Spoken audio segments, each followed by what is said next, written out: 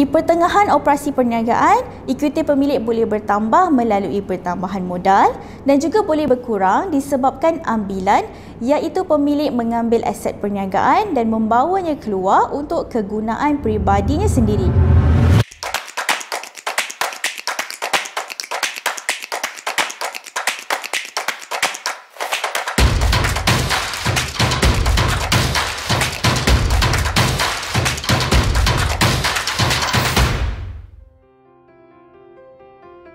Assalamualaikum, saya Amira Mohsin, pensyarah perakaunan KYPJ.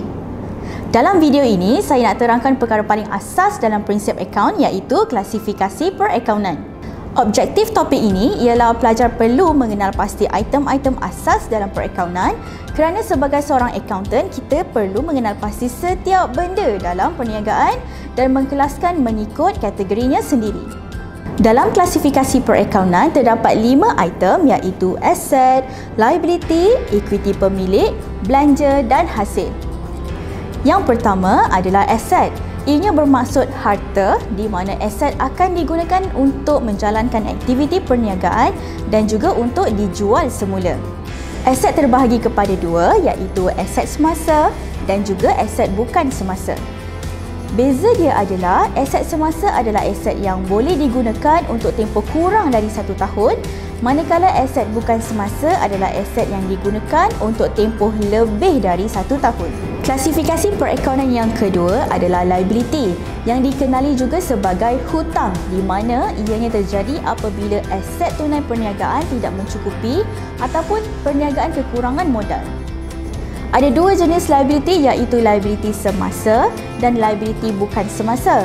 Liability semasa adalah hutang yang perlu dibayar segera dalam tempoh kurang dari 1 tahun, manakala liability bukan semasa adalah hutang yang perlu dibayar dalam tempoh yang lebih lama, iaitu lebih dari 1 tahun.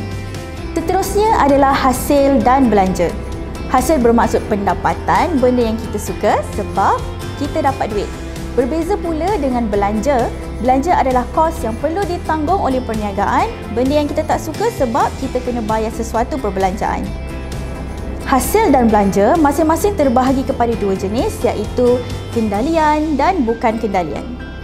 Kendalian bermaksud hasil atau belanja yang datang daripada aktiviti utama perniagaan, manakala bukan kendalian pula bermaksud hasil atau belanja yang datang daripada aktiviti sampingan yang bukan daripada aktiviti utama perniagaan. Yang terakhir ialah ekuiti pemilik, yang bermaksud pemilik melaburkan apa sahaja bentuk asetnya ke dalam perniagaan yang juga dikenali sebagai modal. Di pertengahan operasi perniagaan, ekuiti pemilik boleh bertambah melalui pertambahan modal dan juga boleh berkurang disebabkan ambilan, iaitu pemilik mengambil aset perniagaan dan membawanya keluar untuk kegunaan peribadinya sendiri. Itu sahaja, mudah kan? Saya harap anda semua mampu untuk mengaplikasikan konsep perakaunan dalam menyelesaikan masalah. Dan topik ini bukan akauntan sahaja yang perlu tahu, malah usahawan juga perlu tahu supaya lebih peka dalam menguruskan kewangan perniagaan.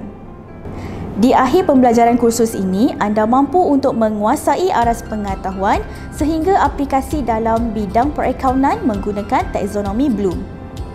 Dan juga anda mampu untuk mengaplikasikan konsep dan teknik perakaunan dalam menyelesaikan masalah secara individu.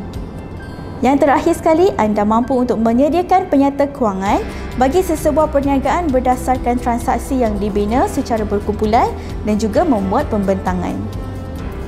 Sekian, terima kasih.